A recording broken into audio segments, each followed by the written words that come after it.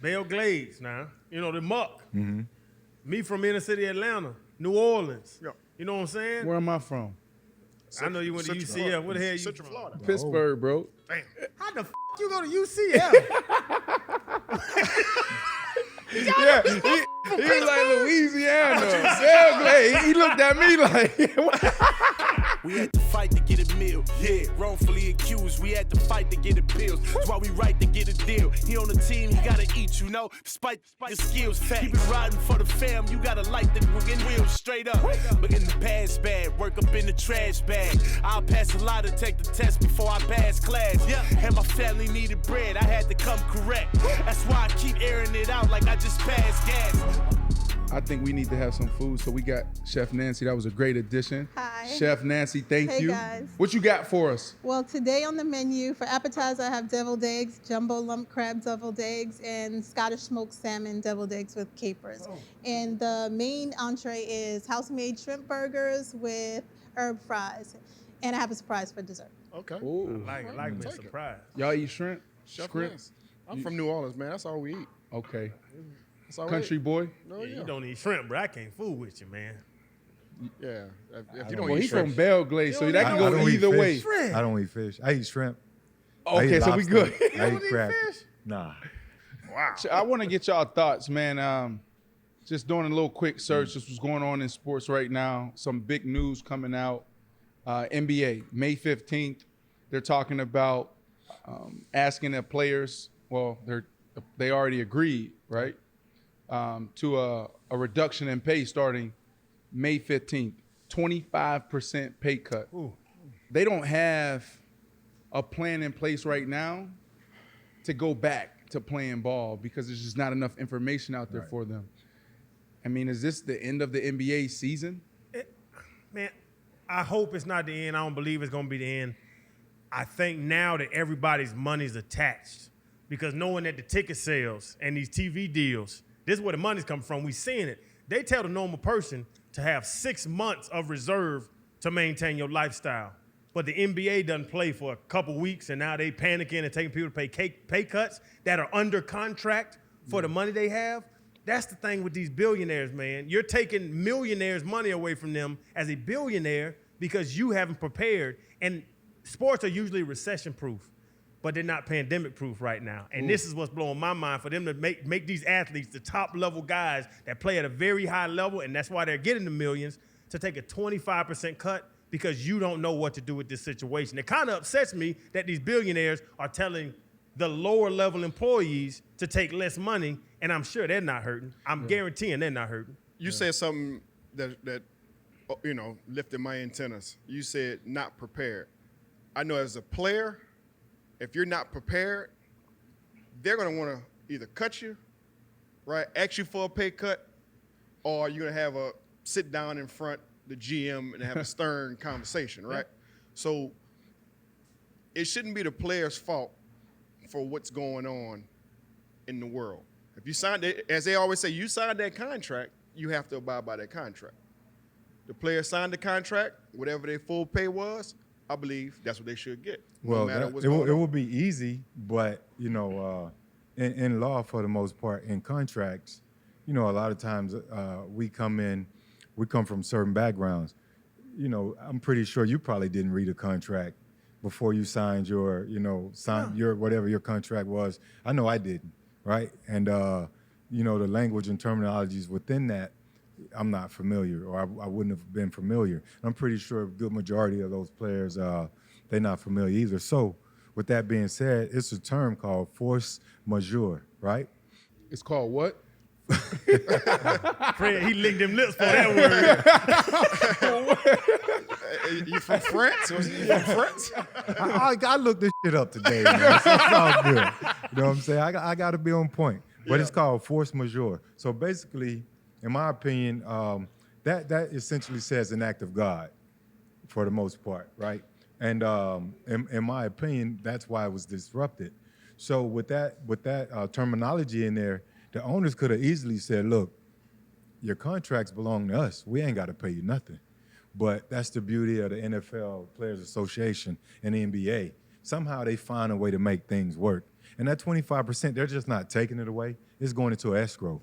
And then from that point, if they don't play any more games, then it starts to prorate by the number of games that they miss from that point forward whenever they decide if they're going to come back or not. So if they don't come back, then the entire 25% kicks in. What about, our middle class and the working class where they don't have a job? They don't have that $1,500 coming in, right? So I feel like this is unprecedented times where, it's one of those things where there isn't any institution. Like, we got to really sit down and think about, how are we going to approach these contracts? There's some contracts that's just voided right now. Think about paying rent, paying your mortgage.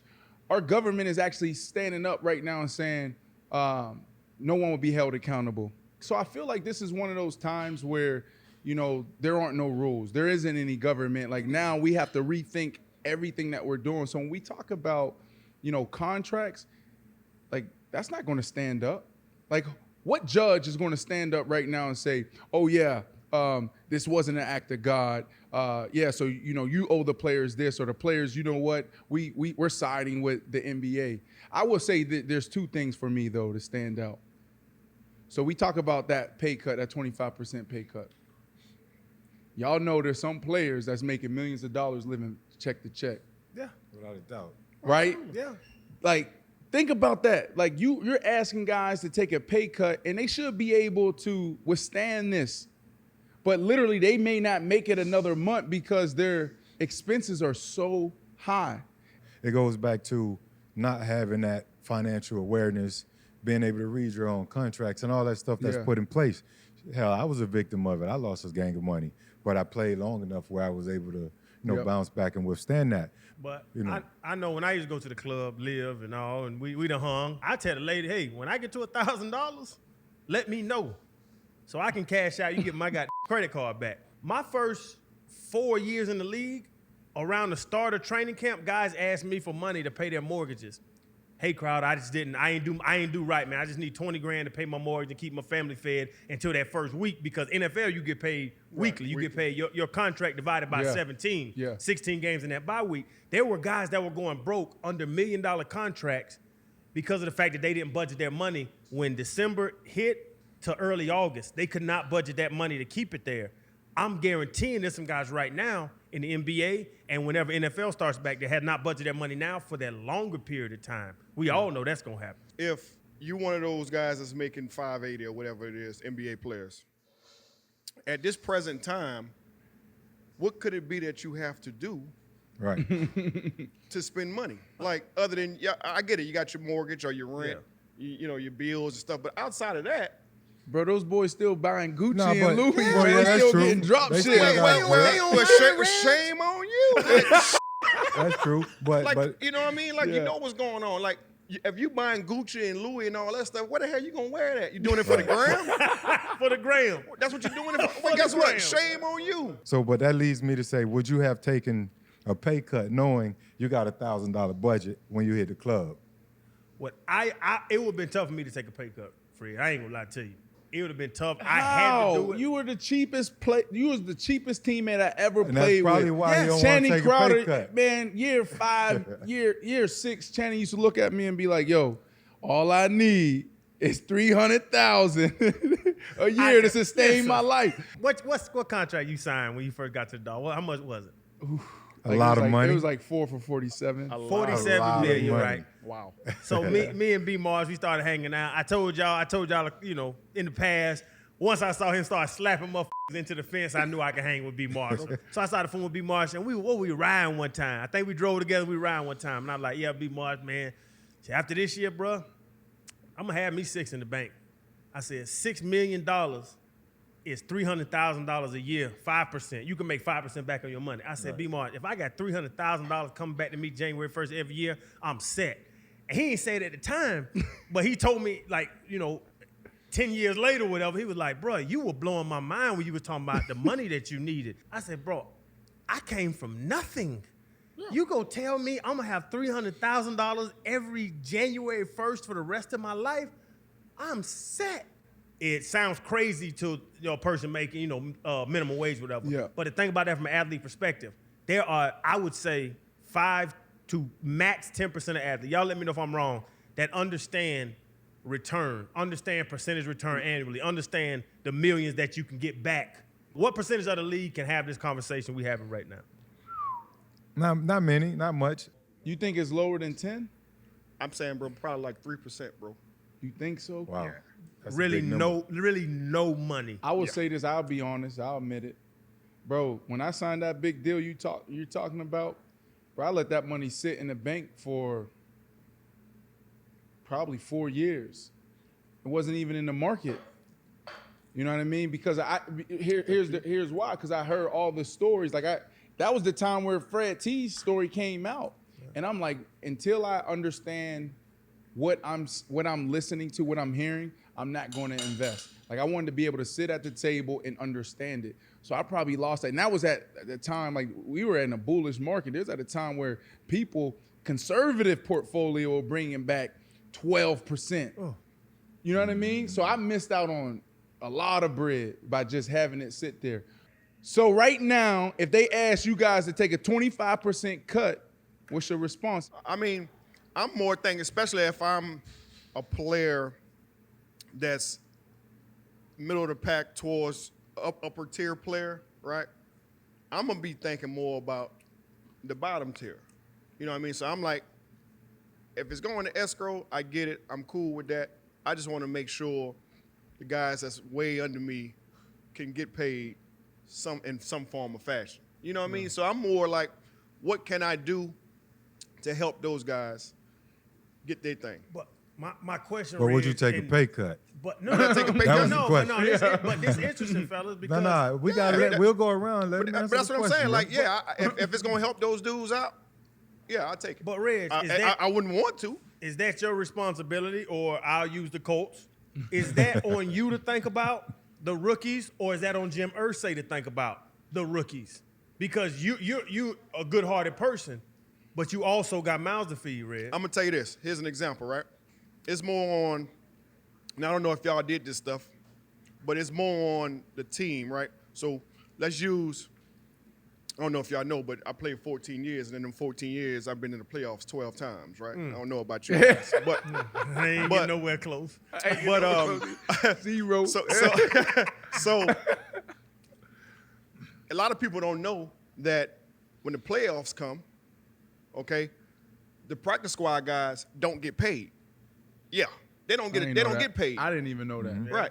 Everybody that's in the playoffs, it's a set amount of money for every team each week you advance. Nobody's higher than the other, right? So what we did is said, okay, if we keep advancing, we're gonna take everybody, all the starting 53 guys on the roster, we're gonna take $200 a piece and put to the side. And we had at the time we had 8 practice squad guys, 9 practice squad guys. Right. So they just divided it up amongst each other every time we advance. So like, I think it's more of a team thing. We got to come together, figure out what can we do to help these guys. You know what I mean? Yeah. Like, so that's my thing. Like, I wouldn't want to take a pay cut. No, who wants to take a pay cut? Nobody. Absolutely nobody. But if we can come to a solution where it can help everybody, and the NBA is talking about putting it into escrow, I'm fine with that. Okay, so now we're talking about guys that we're blessed as athletes to still have money and money coming in. But now we go to NCAA. They may ask students to stay home, to join in virtually, but we're asking our college athletes to come in. So they're coming in, not getting paid, risking their health. There's no reward, right? So now we get back to that college student debate, student athlete not getting paid discussion. So I'm sitting on the computer all day, but then I'm going in the locker room with 100 guys, putting my life at risk, to be honest. Let's be honest. I don't want to be extreme now. You're not being extreme. You're right. Putting the risk up for my life for y'all to make billions off these TV deals. The same thing we're talking about the NBA TV deals, ticket sales. If it's an empty arena, it's going to be the TV money. For y'all to make it, and I'm watching online, watching TV, trying to learn something. Are these presidents going to be in the locker room with 100 guys? Are these athletic directors going to be in the shower with 100 guys, practicing with 100 guys, letting a big dude like me hit you and sweat on you and bleed on you throughout practice? But you're going to get a check at the end of it. I think the NCAA, if they move on with students not on campuses, but athletes playing sports, that is ridiculous. That is unacceptable. And it's almost criminal, to be honest. If you're telling me that my family, friends, whoever want to support me at a game can't sit in the stands, if they can't sit in the stands, then I shouldn't be playing. Why am I playing? Yeah. And we're not even going to talk about the money issue. Hell, the money issue, right? You telling me straight up, this is not safe enough for people to be here cheering, but it's safe enough for me to be playing? For free. No. For free. Yeah. For free. Like, man, Yeah. now I'm angry man on Martin. Man, sit your ass down. Sit your ass down. But do you think it's legit? If I'm at Florida right now and there's a game going on, what's the chances of me at 19 now? Not now, Riz, not now, Fred, not now, B. Marshall. At 19, there's a football game going on that I can play in, but I'm not going to play in. I don't know how realistic that is. No, you're going to play. You going to play. At that age, And we that's just, what we the was NCAA really, wants. you know what I'm saying? You was really doing it for the love. Plus, you didn't know any better. Like, they don't understand how serious this situation is. They don't, right? So, of course, it's almost like that. They go back to that phrase, you got to protect the player from himself. Because if you say football's back, basketball's back, they're gone.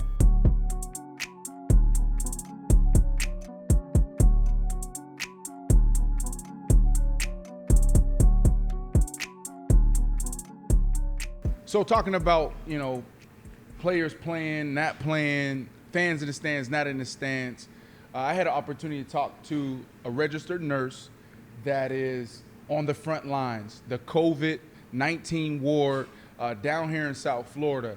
Had an opportunity to talk to her, bro, and it literally opened up my eyes to a lot of things. Obviously, we know the severity of the situation, things that we're all dealing with around the world.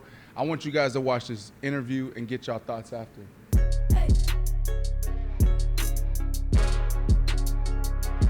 We went on our friend's boat, and I'm sitting out there. I'm like, there's nine cruise ships out there. Mm-hmm. They were just waiting. And are these the cruise ships that we're seeing when we turn on the TV globally, talking about hundreds of people stuck on these cruise ships? And I text you, or you messaged me, and you're like, they need to stay right there right now because our hospitals are overwhelmed, and it's just, we're at capacity. We're beyond capacity. Right. So last week I lost 4 patients. The one that really touched me was a daughter and her father. He was my patient, and she wanted to see him. And obviously the policies are there's no visitors in and there's no visitors out. So it's a closed system. So the hospital now provides iPads. Great. It's the opportunity for the best way for the family member to get to see the patient. So I decided, you know what, I'm going to do it. I'm going to FaceTime this daughter with her father. And to paint the picture, he has a tube in his mouth. He is not awake because I have to sedate him with a medication called propofol. You sedate them so they don't, take the tube out of their mouth and then, become more distressed and could possibly die from that. And the second one is to rest their lungs so they're not breathing over breathing, which is like hyperventilating. So you're not getting enough oxygen in your body. So he's not awake. They say hearing is the last to go. So they do hear you if they are able to comprehend, which she said, my father was able to talk to me and comprehend what I was saying.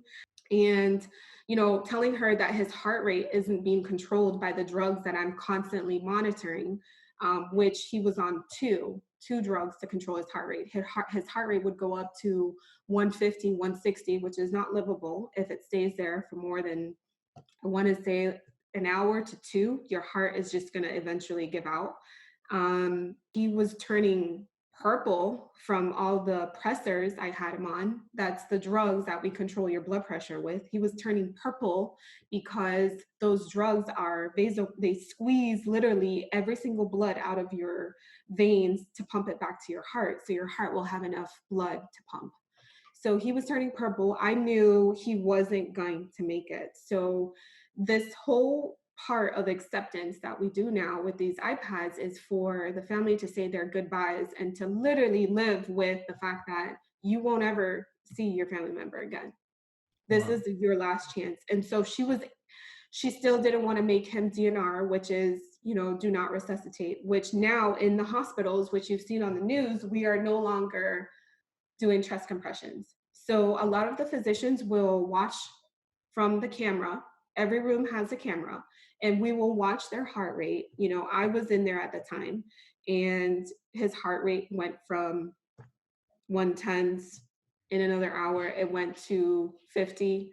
And that's when, I alert the team, I think it's going to happen. And, he is going to pass. And, the daughter was on the iPad because the thing is, you want to see your loved ones and what we're doing the best possible. And the reasons why we're avoiding compressions, which is you're pressing on someone's chest, is so that the rest of the team don't get exposed to the virus. Because if you're compressing, your blood could be involved. You're exposing those particles into the air.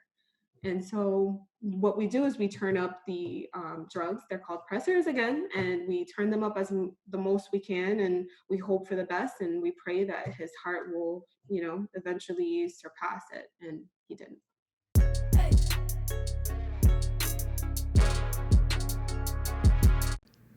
One of the things that I think about after watching that again is Von Miller.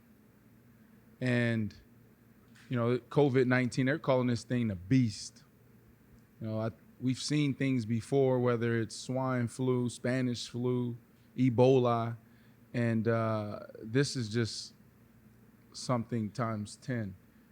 And I think about Von Miller because this is a guy in tip-top shape, but he still tests positive, right? I don't know what came up for you guys, but I just thought about man, it don't matter who you are. It can hit you and take you down. The thing that hit me from that video is the conversation we talked about college players playing. You're somebody's child. So just think about the moms and dads that's at home knowing that their child is out here playing a game, and it's a strong chance that they can get infected. Not only them, but everybody else that's out there can get infected. So it's how can you as a parent okay that? Even in the professional levels. If your spouse, or whatever, how can you be comfortable with your significant other or whatnot out there playing the game, if you can paid for it or not? Bro, there can be a price to pay, not only for your spouse or your loved one, that can be transferred to your kids, things that everybody in your household. So that whole video, it just made me say what I was saying even more. Man, hell with all that shit, man. Whatever percent change. Yeah, whatever. If it's 50, if it's 20, if it's 3, it's if over it's with, 2, man. whatever percent chance. Until we can figure out how to nip this in the bud, I don't think none of this is worth it, man. It ain't. Who wants to sit up there and be on an iPad and have to talk to their family member? And you sit there watching them knowing they're not going to make it. Bro, for me, it's you can flip on CNN, you can flip on Fox, NBC, ABC, and we hear it, but to me, it sounds very medical, very political. But when you hear it from a nurse on the front line, go through what their day went looked like and what their week looked like, that's when it's wow. You know what I mean? I literally had goosebumps. I had chills when she was when I was just listening to her talk. I even had tears in my eyes at times. That's just a part of it. Another thing too, and I know that these nurses and everybody on the front line are doing the best that they could, right? But bro, even they get tired, man. They get tired too, man, in long hours. So think about when we're playing, right? And we get tired. When you get tired, normally your work gets sloppy. Right. You get what I'm saying? Well, that's a perfect segue for what House of Athlete recently did with feeding the nurses and the staffs at the hospital for that particular reason, recovery and making sure their defenses are stronger. So they can try to help battle this. Give so that some was, energy. That was a good thing for Brandon and House of Athlete. You see the work that everybody's doing on the front lines, but to me, it's more important for them now to recover like athletes. Yeah. To your point, you were going into it, you're talking about when we're tired, our work gets sloppy. Yeah. You go from 12 yards to the 11 yards, go from looking the ball in to, and that being fundamentally sound. And that's the thing that I think, we gotta continue to talk about is how can we help the front line recover? And there's no one else in the world that does it better than athletes. Yeah. The hardest part is not getting to the next game, it's getting to the next practice. And for them, it's not getting to, next week, it's getting to the next patient. Right. Right. That's why this whole COVID thing really, especially because they've talked about people in the African American community. Yeah, most they're vulnerable. at higher risk, right? They talk about people going in and not knowing if they're coming back out. Yeah. The loved ones, they don't know if you're going to even see them again. I think that was a great gesture she talked about FaceTiming the loved one. So that's what I took from that video. But Reggie said something about the families, not allowing your child to go out there and play. What I've noticed, especially by living in South Florida and from the background we come from, you got people, when they say invest in your children, people not investing a lot of time in their child in terms of trying to educate them. They want to invest money to get them to be the next 1%, 2%. When you said that, Reg, what I took from it was you got families out there, man, that's going to say, nah, my kid got to play. You're going to get your little ass out there and play because I'm gambling. This is like playing a lottery like any other form of gambling. I need you to make it to the NFL. I'm ready to eat. And if they're that close in college, how many people from certain demographics, are going to say, nah, they're going to say, nah, we tough, we got this. We done been through way worse. We can shake this off. Go make that money. I need you to go get that contract. You know what? And that's just the way it is. It's all good and gravy. I know, but people don't say that. It's all good and gravy until they hit close to home. Well, you're talking about hitting close to home, Dr. Oz in the news right now here, long story short, basically says something like, there's a good opportunity for us to get back to school. That's a good opportunity. Like, how do we open up America again? One of the ways is opening them back up to schools.